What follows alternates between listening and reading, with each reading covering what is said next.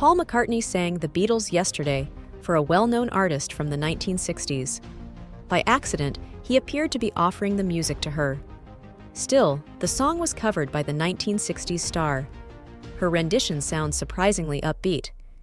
In the 1997 book, Paul McCartney. Many years from now, Paul claimed that after penning Yesterday, he visited the residence of a well-known vocalist. He couldn't quite place it, but he was concerned that the music sounded too much like an older tune. I went to Alma Cogan's apartment in Kensington and inquired about the song's name because Alma had a slight musical bent. I find many individuals who share that quality and greatly respect them, Paul recounted.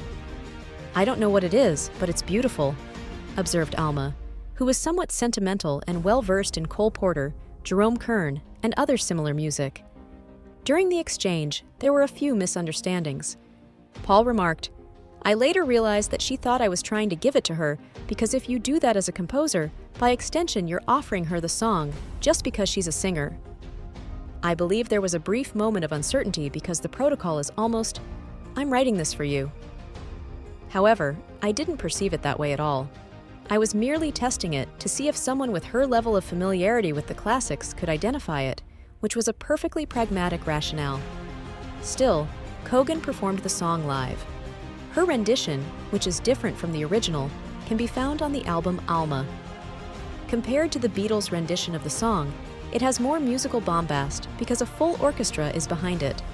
Its majestic soundtrack has an instrumental quality that makes it sound like it was composed by David Lean or Cecil B. DeMille. Strangely, her performance of the song sounds victorious.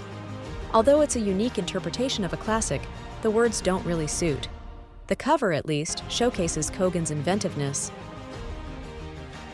One of the Beatles' most well-known songs is Yesterday.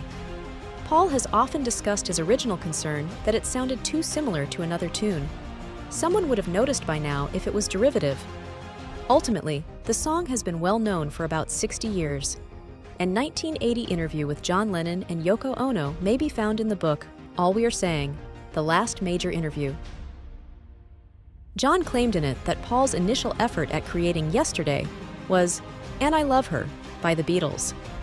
Maybe Paul was thinking about the song And I Love Her. That would be odd though, because And I Love Her features bossa nova elements that Yesterday does not. Whatever the source of inspiration for Yesterday, Paul wrote a song that was so good that it was covered by Cogan and many other musicians.